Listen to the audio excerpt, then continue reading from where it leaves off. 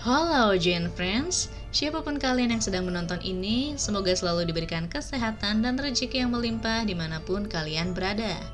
Rangkuman cerita kali ini adalah drama Korea Reborn Rich, adaptasi dari novel dengan judul The Youngest Son of Chaebol Family atau The Youngest Son of Conglomerate.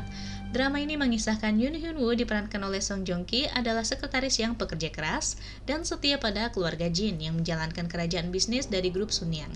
Tapi suatu hari dia dikhianati dengan kejam oleh keluarga itu yang menjebaknya karena penggelapan. Dia meninggal tak lama setelah itu, tetapi secara ajaib hidup kembali ketika dia terbangun di dalam tubuh cucu laki-laki termuda dari keluarga Jin, yaitu Jin Do Jun. Setelah dia menyadari apa yang telah terjadi, dia memutuskan untuk membalaskan dendam.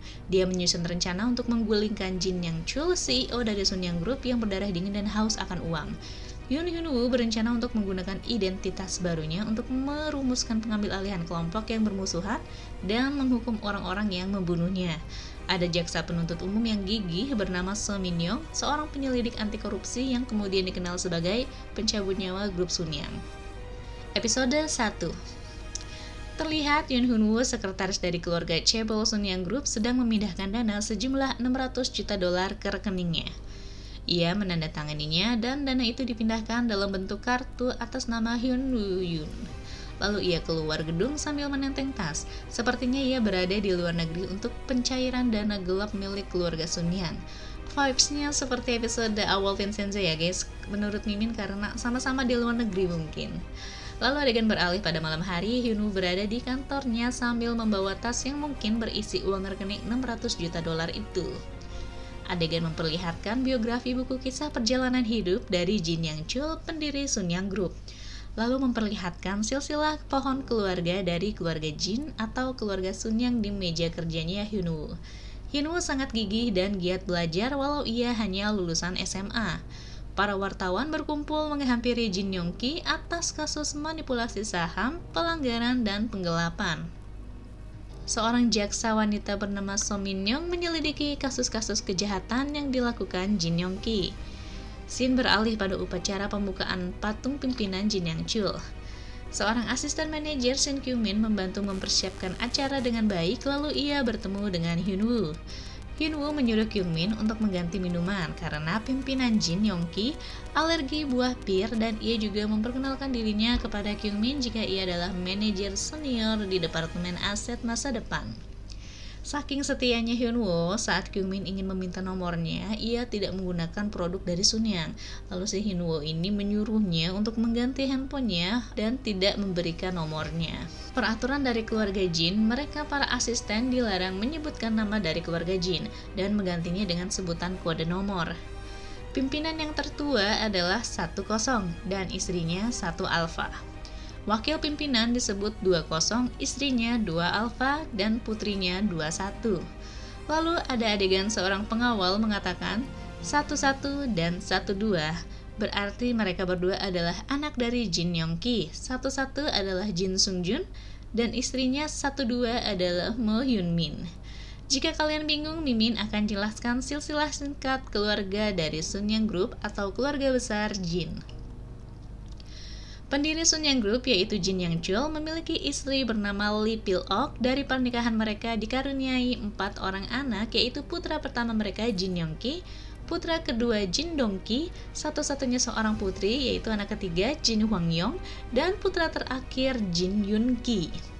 Jin Yong Ki memiliki istri bernama Song Jung Rae. Dari pernikahan mereka memiliki seorang putra yang sudah menikah yaitu Jin Sung Jun. Istrinya bernama Mo Hyun Min. Jin Dong Ki memiliki istri bernama Yu Jina. Mereka memiliki seorang putri bernama Jin Ye Jun. Jin Hwang Yong memiliki suami bernama Choi Chang Jae. Mereka tidak memiliki anak. Dan anak terakhirnya adalah Jin Yun Ki, memiliki istri bernama Lee Hae In. Mereka dikaruniai 2 orang putra, yaitu Jin Hyung Jun, kakak dari Jin Do Jun, yaitu Sung Joong Ki. Oke, kita lanjut ke cerita. Seung Jun dan Hyung Min ribut sebelum acara dimulai. Seung Jun bertemu dengan ayahnya Jin Yong Ki dan mengatakan sukses si acara tidak akan berjalan lancar. Ia ribut dengan ayahnya dan mengatakan ia akan melepaskan warisannya. Tentunya hal ini membuat ayahnya marah. Seungjun mengatakan jika ia tahu kecelakaan itu disebabkan oleh ayahnya dan jika ayahnya melakukan itu berarti ia tidak percaya pada Seungjun. Jin Yongki mengatakan ia melakukan itu demi anaknya. Mendengar anaknya akan mengacaukan acara dan melepaskan warisannya, penyakit Jin Yongki pun kumat. Seungjun yang melihat itu pun bergegas kabur. Hyunwoo datang untuk menyelamatkan tuannya Jin Yongki dan segera dibawa ke rumah sakit. Adegan beralih pada Jin Hwa-young dan suaminya yang seorang politikus Choi Jang-jae. Di dalam lift, wanita ini mengatakan jika Jin Yongki akan dipenjara dan suaminya yang sebagai politikus tidak menepati janjinya untuk menyelamatkan Jin Yongki. Direktur Kim mengumpulkan semua anggota keluarga Jin untuk memberitahu jika pimpinan sedang menjalankan operasi. Hyunwoo datang menemui Mo Hyun-min dan Direktur Kim. Mereka menyuruh Hyunwoo untuk membawa kembali Seungjun yang kabur agar datang ke acara suksesi atau acara penghargaan patung Jin Yang Chul. Jika tidak, maka Hyunwoo tidak diberikan tempat lagi di Sunyang Group alias dipecat. Hyunwoo segera bergegas bersama dengan asistennya Shin Kyung-min untuk mencari keberadaan Jin Seungjun. Lalu adegan beralih pada Seungjun yang sedang menatap dan berbicara dengan ikan-ikan di akuarium. Para pelayannya membujuknya, tetapi justru membuat Seungjun marah dan menghancurkan akuarium. Untung saja sebelum pelayan itu dihabisi oleh Seungjun, Hyunwoo segera datang dan menghadangnya. Hyunwoo pun terluka. Hyunwoo berusaha membujuk Seungjun agar ia mau datang ke acara pembukaan. Seungjun berhasil terbujuk dan mau menghadiri upacara pembukaan, walaupun Hyunwoo harus disiram dengan teh teko oleh Seungjun dan itu disaksikan oleh asistennya manajer Shin Kyung-min. Seungjun pun berpidato di upacara pembukaan patung Jin Yang Chul. Akhirnya Hyunwoo bisa beristirahat, ia mengganti pakaiannya dan membuat mie instan. Asisten Shin dan teman-temannya juga makan di tempat yang sama sambil membicarakan Hyunwoo dan merendahkannya, tetapi Shin membelanya. Mereka tidak tahu jika di sana juga ada Hyunwoo yang sedang ingin makan mie instan dan beristirahat sejenak. Satu alfa menelepon Hyunwoo dan mereka yang membicarakan pun sadar jika orang yang mereka gibah ini ada di sana. Ini ketahuan nih gibahnya nih, ini laki-laki ternyata juga suka gibah ya guys ya. Ternyata satu alfa menyuruhnya membersihkan toilet. Sepertinya biarpun terlihat keren, ternyata Hyunwoo ini hanyalah babu kelas atas saja. Karena menurut Mimin ya, urusan kamar mandi bukanlah urusannya Hyunwoo gitu. Lalu setelah selesai melakukan yang disuruh, Hyunwoo pun diberikan uang oleh satu alfa. Walaupun awalnya si Hyunwoo ini menolak, tapi akhirnya si Hyunwoo menerimanya. Sepertinya harga diri Hyunwoo terhina dengan perlakuan satu alfa. Walaupun terkesannya si satu alfa ini dermawan, tetapi sepertinya agak terlihat hina di mata Hyunwoo. Ternyata hari itu adalah hari peringatan kematian ibunya Hyunwoo. Ia pulang ke rumah dan memberikan hormat pada ibunya. Mereka pun makan bersama dan adiknya memberikan hadiah pada kakaknya gaji pertamanya sebuah pena. Ayahnya mengatakan, sudah waktunya Hyunwoo memikirkan diri sendiri dan menikah memiliki keluarga agar seperti pria yang bermartabat.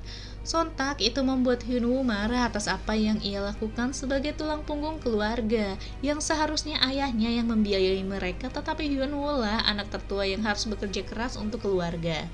Hyunwoo pun pergi dan memberikan segepok uang pada keluarganya.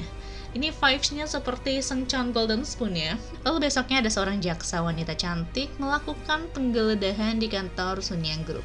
Untungnya Hyunwoo datang bersama dengan pengacara untuk menghentikan aksi dari jaksa Son Min-young. Jaksa So dan tim menyita dokumen dan komputer kantor. Hyunwoo pasang badan untuk melindungi perusahaan tersebut. Jaksa wanita itu dijuluki pencabut nyawa Sunyang.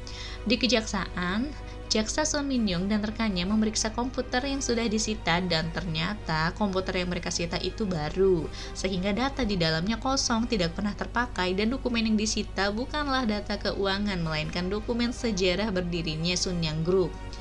Ternyata Hyunwoo sudah mempersiapkan semua, mengganti komputer dan dokumen sudah dipindahkan di ruang rahasia. Semua ini diperintahkan oleh Direktur Kim dengan sepengetahuannya Jin Seungjun. Lalu Yoon Hyunwoo dan Shin Kyung-min bertemu dengan semua anggota keluarga untuk memberikan salam kepada mereka semua, lalu Hyunwoo dan Kyung-min pergi. Saat di lift, Kyung-min bertanya, siapakah orang terakhir yang mereka beri salam? Ia adalah putra terakhir sekaligus penasihat Jin Yongki, yaitu Jin Yoon-ki.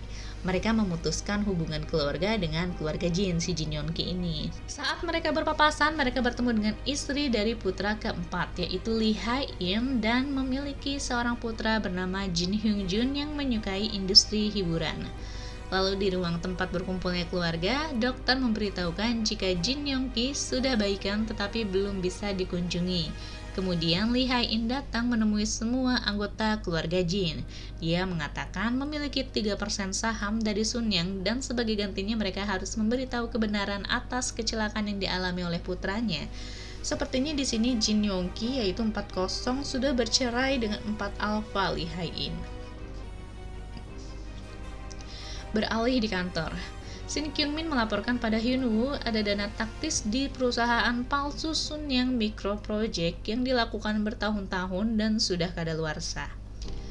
Hyun-woo melihatnya dan melaporkannya pada atasannya, Direktur Kim. Setelah itu, Direktur Kim menghancurkan dokumen penggelapan dana Sun Yang Micro Project. Hyun-woo terkejut dan tidak bisa melakukan apa-apa. Saat pulang, Hyun-woo bertemu dengan Jin Sung-jun. Sung-jun mengatakan ia berterima kasih pada Hyun-woo atas apa yang ia lakukan tadi. Berterima kasih karena memiliki pegawai yang bekerja baik dan setia seperti Hyun-woo. Bahkan Hyun-woo lebih mengenal Sung-jun dibanding dengan mendiang kakeknya Jin Yang-chul. Hyun berpamitan pulang dan ia teringat akan dokumen mikro Sun Yang dan melaporkannya pada Sung-jun. Sung-jun bertanya di mana dokumen aslinya, bukan foto yang harus diberikan padanya. Lalu tiba-tiba Direktur Kim datang untuk menemui Jin Sung-jun. Sung-jun tahu jika Hyun-woo berbohong tentang dokumen asli itu, dan Sung-jun tahu jika pasti Direktur Kim tahu tentang Sun Yang Micro ini. Sung-jun merasa Direktur Kim telah mengkhianati Sun Yang dan mencabut rencana Sun Yang miliknya secara paksa dan Direktur Kim diberhentikan saat itu juga.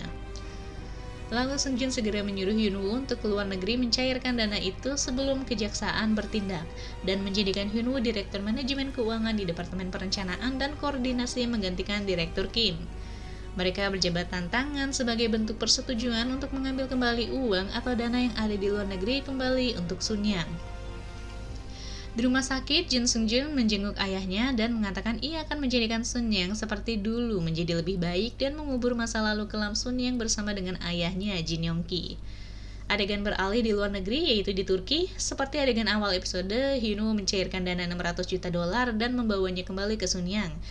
Di perjalanan pulang dengan taksi, ia dijebak oleh supir dan ada segerombolan orang yang mengejarnya. Hyun-woo kabur dan tidak sengaja bertabrakan dengan segerombolan anak kecil yang sedang bermain dan ternyata anak itu menyuntikkan sesuatu ke tubuh Hyun-woo yang membuatnya tidak sadar. Lalu adegan beralih, ada Jin Hwa-young bertemu dengan jaksa Song Min-young agar Jin Sung-jun dipenjarakan atas tuduhan penggelapan dana pajak.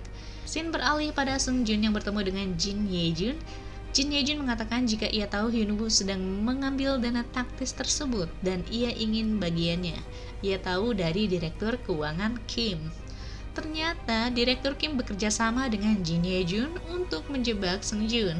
Sung-jun hanya tertawa dan mengatakan jika sepupunya ini Jin Ye-jun sudah dewasa ternyata. Adegan beralih pada Hyun-woo yang dikhianati oleh asistennya Shin Kyung-min. Shin mengambil dana yang sudah dicairkan oleh Hyun-woo dan tentunya Hyun-woo marah atas apa yang dilakukan oleh Shin. Shin pergi dengan meninggalkan Hyun-woo dan beberapa pengawal. Lalu seketika Hyun-woo ditembak kepalanya oleh salah satu pengawal itu. Hyun-woo pun terjatuh ke jurang lautan, mengambang entah jiwanya akan terbawa kemana. Lalu tiba-tiba Hyun-woo terbangun berada di dalam sebuah mobil. Ia melihat 4 alfa, 40 dan 41. Hyun-woo heran kenapa ia hidup di tubuh anak laki-laki termuda dari putra bungsu Jin Yang-chul. Hyun-woo terkejut karena ia kembali di tahun 1987 sebagai Jin Do-jun. Hyun melihat para anggota keluarga dari keluarga Jin yang masih terlihat muda. Lalu ia juga bertemu dengan kakeknya Jin Yang-chul dan kakeknya sepertinya tidak menyambutnya dengan ramah, sedangkan neneknya menyambut Hyun-woo dengan ramah.